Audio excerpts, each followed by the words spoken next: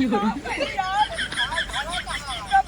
भैया बहुत अनर्थ मचाए हैं सरजू माई लाई जाओ अपन पानी। अरे तो तने तो सब कुछ बोल दी तमाम जगह जमीन का या अपने गोमान मिलाते हुए तमाम किसानन का धान गर्द करते हुए आज ये सरजू माई यही नतीजा पर पहुंची है कि तीसरी दाई भैया फिर आई गई है तरफगंज तहसील में।